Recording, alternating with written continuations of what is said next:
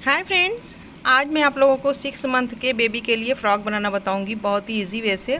तो सबसे पहले फ़्रॉक बनाने के लिए ये मैंने घेर लिया है और इसकी लंबाई चौड़ाई भी मैंने कट कर ली है। कपड़े को मैंने डबल फोल्ड कर लिया है इस तरीके से, दोनों साइड का ये घेर है।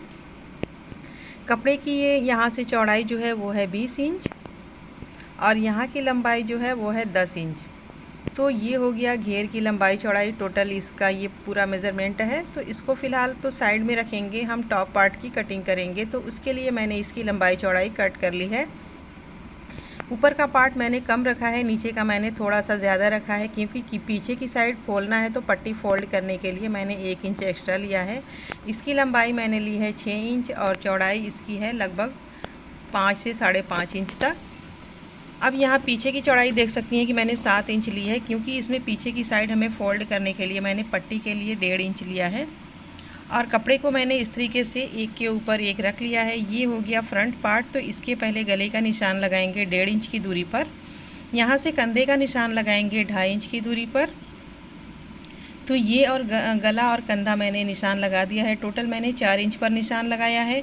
अब यहाँ से आर्म होल के लिए निशान लगाएंगे 4 इंच। हाफ इंच हम कंधे को कटिंग करने के लिए लेंगे, तो मैंने 4.5 इंच पर निशान लगा दिया है। तो इस तरीके से इसमें हम गोलाई का शेप देंगे। तो ये हमारा आर्म होल का निशान हो जाएगा। यहाँ से देखिए मैंने गोलाई इसको दे दी है। ये हो गया हमारा आर्म होल। अब गले की गहराई के लिए निशान लगाएंगे 2.5 इंच पर। अगर आपको थोड़ा सा छोटा गला बनाना हो तो 2 इंच पर भी लगा सकती हैं, लेकिन 2.5 इंच परफेक्ट रहेगा। तो इस निशान को इस निशान से हम मिला देंगे इस तरीके से गोलाई की शेप में। तो ये हमारा गले का निशान हो गया है। कंधे को थोड़ा सा हम कट करने के लिए इस तरीके से मैंने तिरछा निशान लगा दिया। अब इसके साइड में यहाँ पर हम 1/2 इंच जितना यहाँ से गोलाई की शेप देंगे। ये हमें कट करना ज़रूरी होता है, वरना हमारा फ्रॉक साइड में लटकता रहता है। तो ये निशान हो गया। फिटिंग के लिए हम कोई भी निशान नहीं लगाएंगे, क्योंकि छोटे बेबी के फ़्रॉक में हमें फ़िटिंग की ज़रूरत नहीं होती, थोड़ा लूज़ ही रखा जाता है। तो अब यहाँ से देखिए मैंने आर्म होल की कटिंग कर दी। कंधे को मैंने थोड़ा सा कट कर दिया है। पीछे के गले का निशान मैंने नहीं लगाया है, तो उसको मैं 1 इंच के हिसाब से कट करूँगी। नीचे से मैंने इसे कट कर दिया है। यहाँ से हमें गले के लिए कटिंग करना है, तो पहले पीछे के गले के हिसाब से हमें कटिंग करना है 1 इंच की गहराई में। तो ये हो गया हमारा पीछे का गला। साथ साथ मैंने आगे के गले को भी कट कर दिया है। अब पीछे वाले पार्ट को हम छोड़ देंगे, आगे वाले गले की कटिंग कर लेंगे। तो ये हो गया हमारा गला, यानी कि पूरी कटिंग हो चुकी है। अब हमें पीछे की साइड जो मैंने बड़ा पार्ट रखा है उसको हम यहाँ से खुला हुआ बनाएंगे, तो उसको कट करके अलग अलग कर देंगे। तो ये हो गया पीछे का भी कटिंग। अब इस पार्ट को हम खोल लेंगे। तो देखिए ये फ्रंट पार्ट है और ये बैक पार्ट है। इस तरीके से मैंने टॉप पार्ट की कटिंग कर ली है। अब इन दोनों को हम साइड में रखेंगे। सबसे पहले हम सिलाई शुरू करेंगे। देखिए इसके लिए मैंने पाइपिंग भी तैयार कर ली है, जो कि हमें गले में और बाजू में लगाना होगा। तो फ़िलहाल हम इसको साइड में रखेंगे और घेर के पास से हम घेर से ही सिलाई शुरू करेंगे। तो सबसे पहले घेर वाले कपड़े को लेंगे और इसको हम इस तरीके से खोल लेंगे। खोलने के बाद एक साइड से इसे फ़ोल्ड कर लेंगे, पूरी लंबाई में फ़ोल्ड करके सिलाई लगा लेंगे। दूसरी साइड से चुनट बना लेंगे। चुनट बनाने के बाद फिर हम साइड से घेर को जॉइंट कर लेंगे। इसको हम गोल बना लेंगे। उल्टी साइड से जॉइंट करके सीधा पलट देंगे। उस तरीके से हम घेर को बना के तैयार कर लेंगे। अब इसको हम साइड में रखेंगे। अब लेंगे हम टॉप पार्ट को।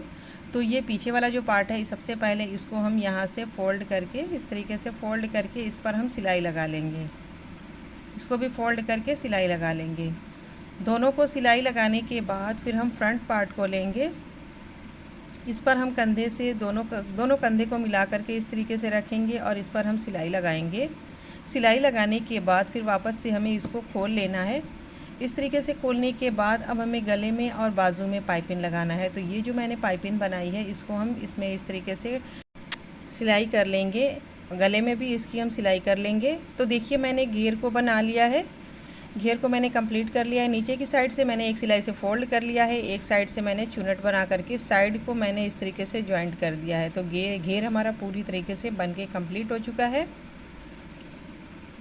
इसको बनाने के बाद फिर मैंने टॉप पार्ट को भी बना लिया है। तो ये भी आप देख सकती हैं कि इस तरीके से मैंने कंधे की सिलाई की है और फिर दोनों बाजुओं में और गले में मैंने पाइपिंग लगा ली, पीछे की भी मैंने फ़ोल्ड करके सिलाई लगा ली है और यहाँ पर मैंने इसको एक साथ फिक्स कर लिया है दोनों पार्ट को।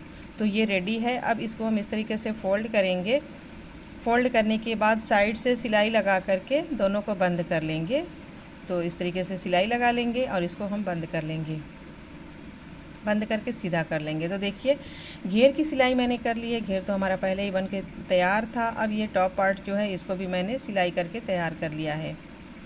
अब इन दोनों को एक साथ रखेंगे और दोनों की चौड़ाई को हम नाप लेंगे। दोनों की चौड़ाई हमें सेम रखनी होगी, किसी की चौड़ाई भी कम ज़्यादा नहीं चाहिए, बिल्कुल सेम चाहिए। तो देखिए पहले लंबाई चौड़ाई हमें इसकी चौड़ाई हमें नापनी होगी।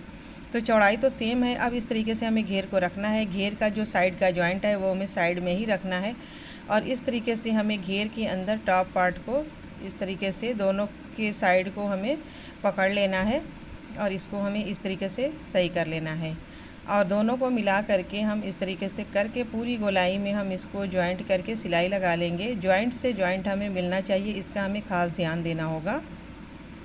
तो देखिए मैंने इसके जॉइंट को एक साथ पकड़ के सिलाई कर ली है। तो हमारा पूरा फ्रॉक रेडी हो चुका है। इसको हमें बस पीछे की साइड में बटन लगानी है तो ये हमारा फ्रॉक बन के रेडी हो जाएगा। तो देखिए जी हमारा फ्रॉक पूरी तरीके से बन के कम्प्लीट हो चुका है। उम्मीद है कि ये वीडियो आपको बहुत पसंद आई होगी। वीडियो पसंद आई तो लाइक करें, शेयर करें, हमारे चैनल को सब्सक्राइब ज़रूर कर लें। अगली वीडियो में फिर मिलेंगे, तब तक के लिए अल्लाह हाफिज़।